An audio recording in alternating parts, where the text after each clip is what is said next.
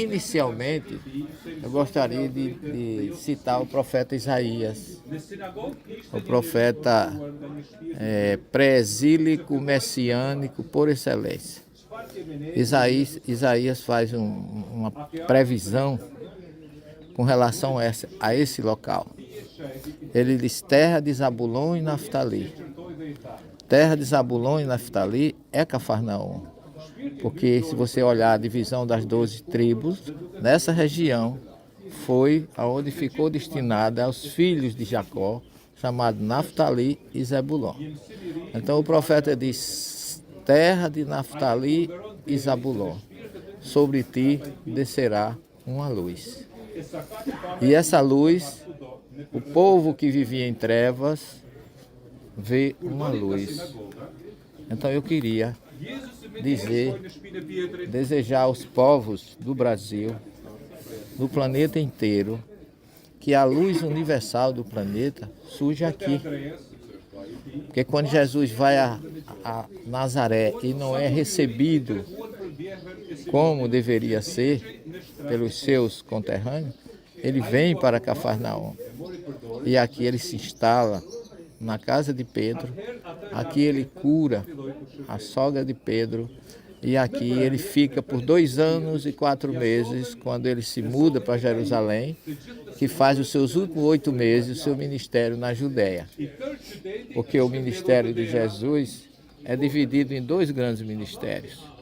O da Galileia, que é o mais intenso, e o segundo da Judéia, que são os últimos 8 meses de sua existência, quando ele entra na festa dos tabernáculos, que todos dizem que foi uma semana antes da sua crucificação, e não foi, foram 7 meses antes, porque a festa do tabernáculo é no mês de setembro.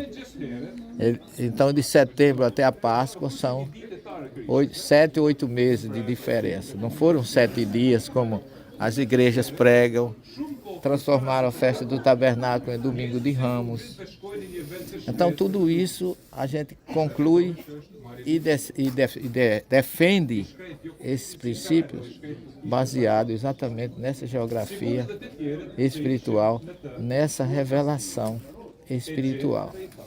Aqui em Cafarnaum há uma energia diferente, pelo menos com relação a mim. Para mim, a região de Israel que mais me toca é Cafarnaum. Porque desde o ano 2000, quando eu cheguei aqui a primeira vez, eu senti algo diferente e tive algumas revelações nessa aldeia que me transportou ao passado. Então isso fala muito forte ao meu coração. E Mateus diz que quando Jesus estava aqui reunido com as pessoas, uns amigos de um paralítico, por solidariedade, o paralítico não tem nome, os amigos também, trouxeram-no para Jesus curá-lo. Mas Jesus era mais importante do que nós, ainda tinha mais gente do que aqui, naquela época, né? Nós temos aqui, estamos ouvindo lá no Brasil, vamos ver nos fundos do Evangelho, mas é bom porque o Evangelho ao vivo tem essa vantagem, né? As pessoas sentem o calor do momento. Tem outros também buscando Jesus com o mesmo direito que nós. Então diz que quando eles chegaram com o paralítico, não tinham condições de entrar pela porta porque tinha muita gente. E Jesus e os amigos, as casas não tinham teto naquela época, eles tiraram uma parte das plantas, as plantas, que aqui tem um capim, que é com que eles cobriam a casa, porque aqui chove pouco, então não precisavam cobrir os tetos da casa. Então colocaram o paralítico por cima do teto, e Jesus o curou e abençoou aqueles que mesmo não tendo nome, mas por solidariedade trouxeram o amigo que voltou curado.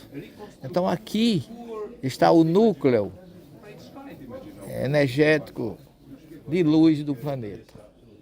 Eu vejo isso aqui como um túnel grande de luz que, como diz Brasil, coração do mundo, pátria do Evangelho, O Evangelho de Jesus foi levado para o velho continente e não foi bem aceito, e aí foi transferido para o Brasil, daí porque Brasil, coração do mundo, pátria do Evangelho.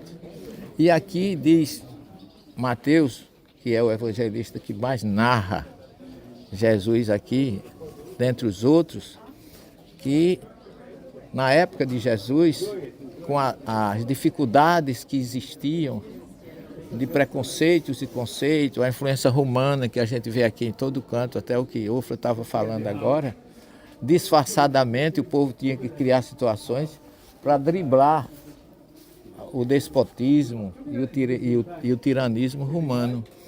E Mateus fala exatamente dessas particularidades. Por quê? Aqui na entrada de Cafarnaum, segundo Mateus, tinha uma coletoria. E Mateus era o coletor, era o publicano daquela época, odiado, discriminado. O publicano não podia nem frequentar as sinagogas, porque eles eram tidos como heréticos, porque tiravam os impostos dos romanos, dos povos, dos conterrâneos, para dar aos romanos. E Jesus o convida, quebrando barreiras, quebrando paradigma, o convida para que eles venham para o seu grupo. E Jesus é criticado por isso, porque além de convidar, à noite, ele foi jantar na casa de Mateus, que devia ter, como coletor, ter bastante condições, e os seus companheiros, entre eles pagãos, gentios, como os gregos chamam, e goim, como chamam os hebreus. E os discípulos de Jesus foram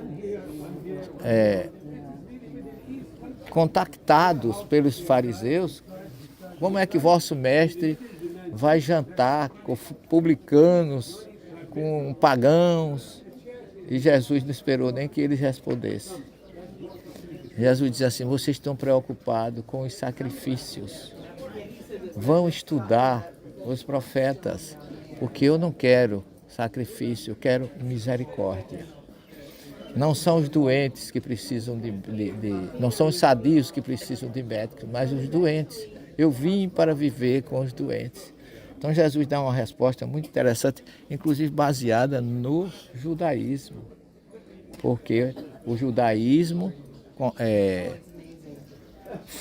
viviam muito ligado ao sacrifício. Sacrifício de quê? De sacrificar animais no templo. Mas eles estavam preocupados em cumprir a lei de uma forma literal e se esqueciam da misericórdia, do amor que deviam ter para com as pessoas.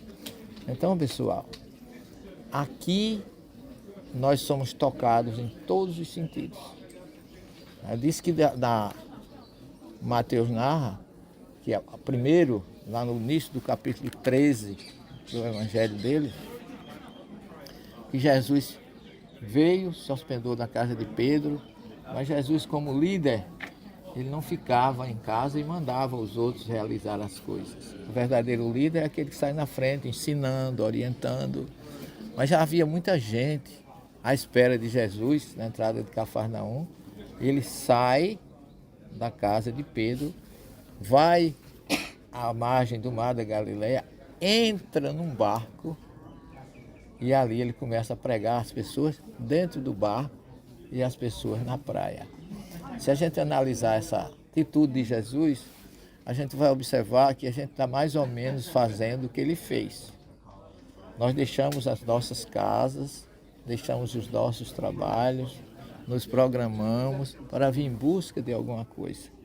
Jesus foi, não em busca, mas foi levar. Porque à medida da forma profética, como se fala, os profetas falam, né, que ele abriu a sua boca e começou a pregar. Abrir a boca significa colocar para o exterior tudo aquilo que você tem no seu interior. E Jesus era perfeito nisso.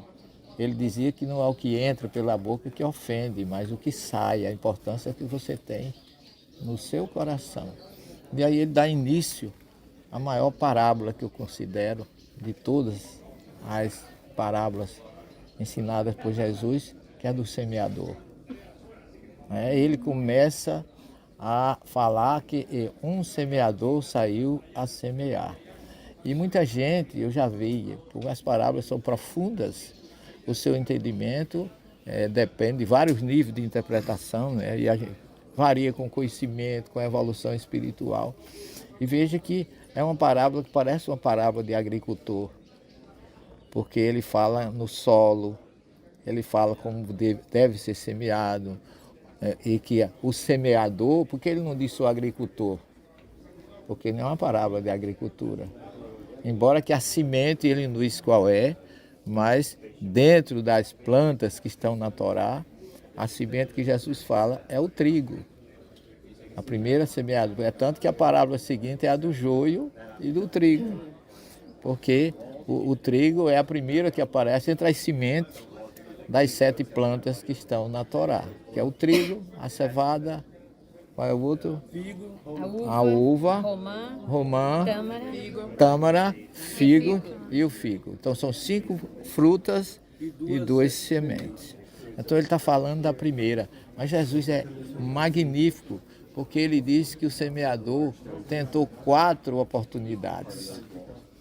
Porque a primeira caiu na beira do caminho, a segunda caiu entre as ervas e os espinhos, a terceira caiu num solo raso e a última é que caiu num solo fértil. Quer dizer, ele fez 4 tentativas e só conseguiu 25%, não é? Dos 100. Mas isso já é suficiente para a gente entender que não devemos obrigar as pessoas a aceitar os nossos pontos de vista. Devemos semear com humildade e esperar que o resultado vai amadurecendo e vem com o tempo. E por isso, eu creio que nós somos semeadores. Nós, à semelhança do Cristo, estamos fazendo a nossa parte. Não importa se o outro não quer nos ouvir, não vamos obrigar. Mas vamos semear, em todos os sentidos. Porque a semente do bem cabe em qualquer solo. E não importa, mesmo um solo que não seja fértil, um momento ele vai despertar e nós vamos ter condições de agradecer por essa tentativa, porque todos somos semeadores em todos os sentidos. Cada um tem a sua semente de acordo com o seu nível, com a sua condição, com o seu conhecimento. Aqui, eu, Márcia, Wanda, Ofra, nós temos assim, vamos dizer assim, a nossa semente não é a melhor, mas é aquela que está chegando na frente, para dizer a vocês, olha, semeie mais ou menos por aqui, porque você já ganha um tempo, né? Porque Jesus, ele podia ter dito, procure um solo fértil para semear. Ele disse indiretamente, porque ele disse, mesmo procurando, você pode ter só 25% de sucesso na sua vontade de levar a mensagem, o evangelho, a semente, porque a palavra semente, zerah, em hebraico, ela também significa semente da vida. O órgão, ou melhor, a célula reprodutora masculina tem o mesmo nome da semente no judaísmo, é aquela que dá a vida, daquela que brota. Por isso que Jesus diz, eu sou o pão da vida, porque ele representava o trigo, exatamente a primeira semente que ele traz aqui e que nós, graças a Deus, com muita alegria, estamos aqui para semear. Eu me lembro a primeira vez que eu estive aqui, aliás a segunda, com o grupo, em 2009. O nosso guia era o Davi, que nós chamamos de Aba. Eu falei hoje de manhã nele, aí eu falei Aba, depois minha esposa disse, elas não sabem quem é Aba. Mas eu sei, nós agora vamos passar a limpo isso, a nossa gratidão, o nosso reconhecimento, aquele que realmente plantou uma boa semente, pelo menos no meu coração, que eu considerava e considero o meu mestre. E temos sentido muito a presença dele. Em 2009 aqui a gente fechou tudo isso aqui. Tinha uns 90 pessoas. É tanto que eu tive que subir aqui nessa grade para falar de cima dela, porque ninguém me via. Aqui, não foi? Nessa daqui ninguém me via. E foi o Davi que começou tudo isso conosco, com os nossos grupos. Então eu gostaria de, nesse momento, render a nossa homenagem, humilde, porém sincera, nascido do coração, pela saudade daquele que realmente é o nosso pai cultural em Israel, além da espiritualidade que ele geralmente, quando terminavam as explicações dele, ele me chamava ao lado e dizia assim: Severino, eu vou te falar alguma coisa. Aí me falava nos bastidores e aquilo ficava muito guardado no meu coração. Então eu queria dedicar o evangelho de hoje ao meu querido pai espiritual em Israel, Davi, que é representado aqui muito bem com a nossa guia Ofra, que está presente, que receba as nossas humildes, porém sinceras dedicações espirituais a ele. Que Jesus nos abençoe e tenham todos uma boa noite.